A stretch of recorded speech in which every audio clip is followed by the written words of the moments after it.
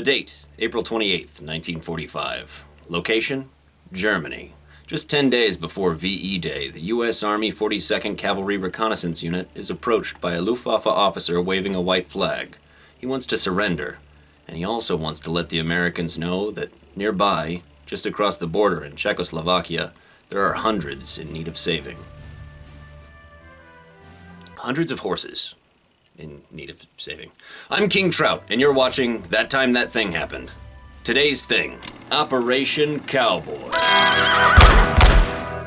At this point in the war, Germany's fate was pretty much entirely sealed. And what was left of it anyway? We bombed the fuck out of that place. Sorry, not sorry.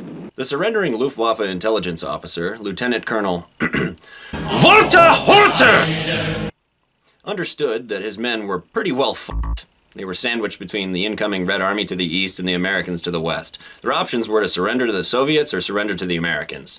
I don't know if you know much about the Eastern Front of the European theater of World War II, but it was pretty horrific.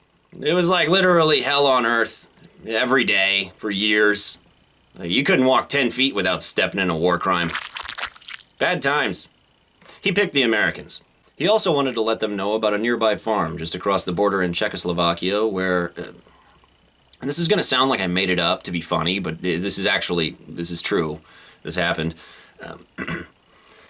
The Nazis were attempting to breed a race of Aryan superhorse. I'm dead fucking serious. They were trying to make horse Übermensch.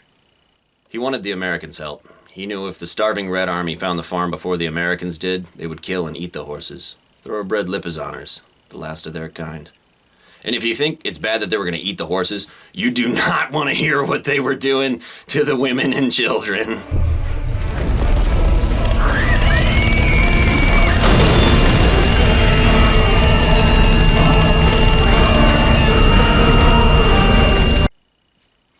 But yes, Lipizzaners are a breed of horse that are highly sought after and prized in the sport of dressage.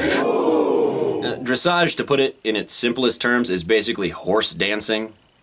It's a pretty big oversimplification. It's like ballet, but for horses. And I know it looks silly, but it's a rich people thing. And it is a sport. People have this hang-up where they're like, oh, it's not a sport unless it has ball. Okay, uncultured swine. You couldn't do that. I certainly couldn't do that. I'm afraid of horses. But you couldn't do that either. Shut up. Shut the fuck up. The horses were those of famed horse trainer and breeder Aluapodyaski.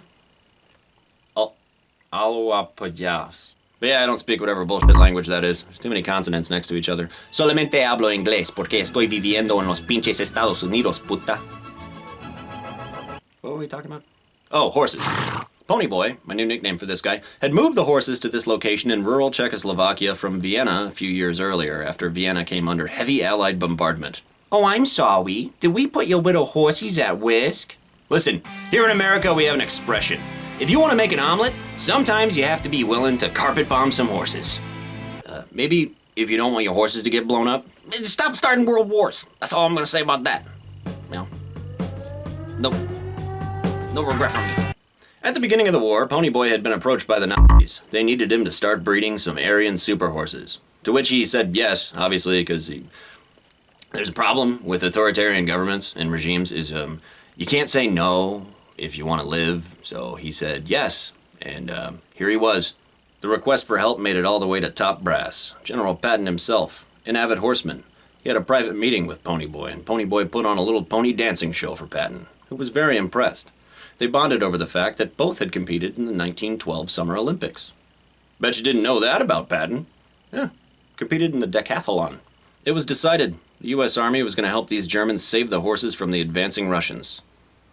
Help the Germans, the nation we were presently at war with. Save the horses. Yes, that's right. U.S. soldiers fought alongside German soldiers while the two countries were actively at war with each other. It's one of only 2 times U.S. soldiers and German soldiers fought together during World War II, the other being during the Battle of Castle Ita. Patton worked to scrounge up what men he could find for the operation, but they were few and far between, because most American soldiers in Germany at the end of World War II were kind of busy doing other stuff. They were pretty busy. They needed all the help they could get, so they also recruited the assistance of some recently liberated POWs. There were some Brits, some Kiwis, some French, some Serbians, and some Poles. I think now is the time that I should make a small distinction that some people aren't aware of, and even saying this, people are going to shit their pants over, but the German army was full of German soldiers, some of whom believed in the ideals of the Nazi Party. Some didn't. Some were just guys who were born in Germany in the wrong year. Whoops, wrong place, wrong time. The SS. The SS was a paramilitary group branched off of the Nazi Party. Those guys were soldiers who were fighting directly for the Nazi Party. They 100% were on board with everything the Nazis did. There was no doubt there. German soldiers, on the other hand, depends on the individual. I don't know. The only reason I make this distinction is because it will become relevant very shortly. But wait a minute. We're going into German-occupied territory. But if the Germans are helping fight, then who are they fighting? Remember a second ago when I told you about the SS and the difference between the two? The only reason I make this distinction is because it will become relevant very shortly. This is the part where that becomes relevant. They were going to cross over the border into German-occupied Czechoslovakia. And don't get me wrong, there were still thousands of regular German soldiers who had no idea about the special little deal they made with the Americans to save the ponies, so they were still a big issue. But what was a bigger issue was the SS. They were the ones guarding the farm. And there was another issue. This entire mission had to be top secret. Why? Because we were teaming up with the Germans? Bad optics, perhaps? No, because the Yalta Conference. Stalin, Churchill, and FDR had all met to decide how they would split up Europe after the war ended. Split basically in half, the mostly western portion of Europe, shown here in blue, would be returned to freedom. And the mostly eastern portion, shown here in red, east of the Iron Curtain, would be liberated from the cold, deathly clutches of the murderous, authoritarian dictator with the stupid mustache, and handed into the gentle, warm, caring embrace of the murderous, authoritarian dictator with a stupid mustache. Woo! But what's that? Zoom in on the map. That's the Mediterranean. Now zoom out. Now zoom back in on Czechoslovakia. It's red. It's on the other side of the Iron Curtain. Supposed to be under Soviet control once the war ends. They'd probably be pretty pissed off if they found out we led a military operation along with some German soldiers to keep them from having a delicious horse dinner. But we did it anyway. The ragtag group made their way across the border, and all the way to the farm without being detected by the German army, some 30 miles. They arrived and no one was there. The SS was gone. There were hundreds of horses to be saved. They started loading the pregnant mares and newly born foals onto trucks. And then the SS came back. The US soldiers, the recently liberated Allied POWs, and the recently Allied German POWs fought arm in arm in 2 battles against the SS, eventually causing them to retreat. Unfortunately, 2 American soldiers were killed in action. Now that the SS was gone, they finished loading the mares and foals onto the trucks to be driven to safety, and the rest of the horses, they rode, or they herded, some 30 miles back across the German border, into the sunset.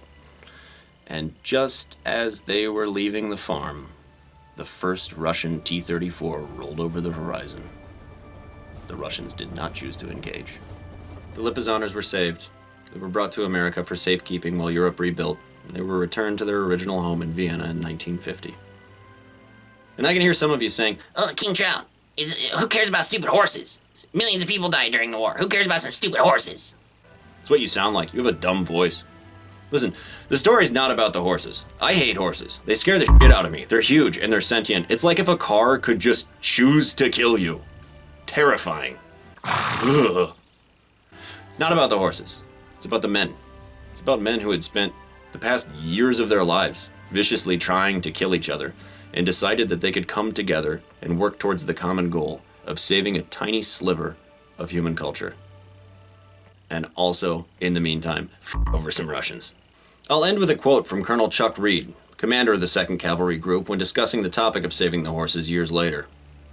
"We were so tired of death and destruction. We wanted to do something beautiful." I'm King Trout, and that was that time that thing happened. Thanks for watching.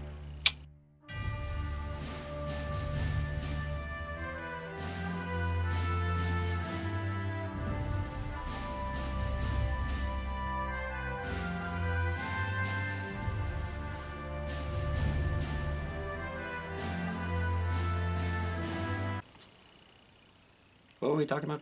Oh, horses. Сука, блядь!